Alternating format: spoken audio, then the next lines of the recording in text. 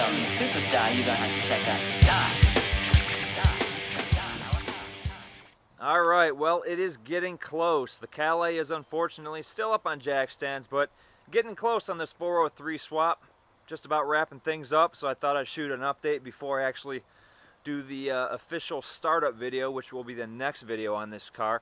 If you guys have been watching this project on my channel, you know that this car had the 260 in it with the metric 200 tranny, and it is now packing the Olds 403 with the turbo 350 transmission with the shift kit and a 342 posi rear end.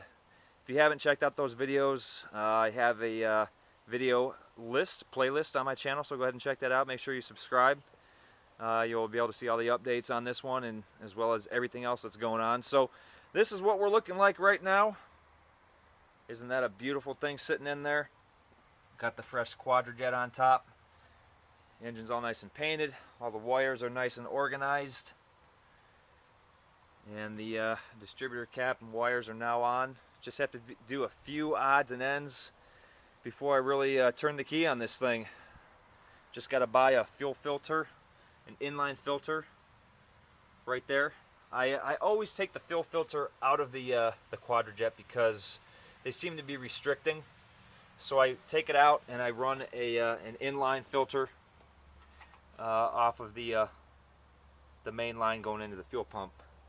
I gotta get a PCV valve for it, and also have to hook up this guy Moby. He's always hanging out with me.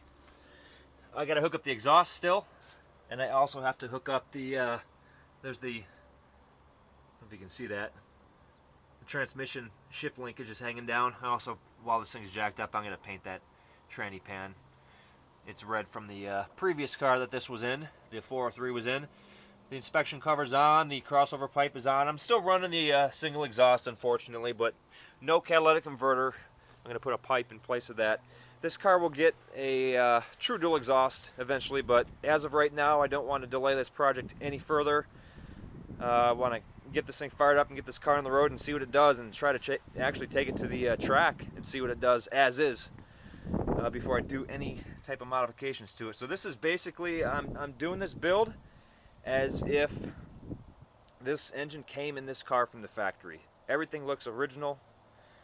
Put all the AC back on it. Everything bolts up just like the 260. The Olds 260 small block is the same as the Olds 403 small block. Everything bolts up.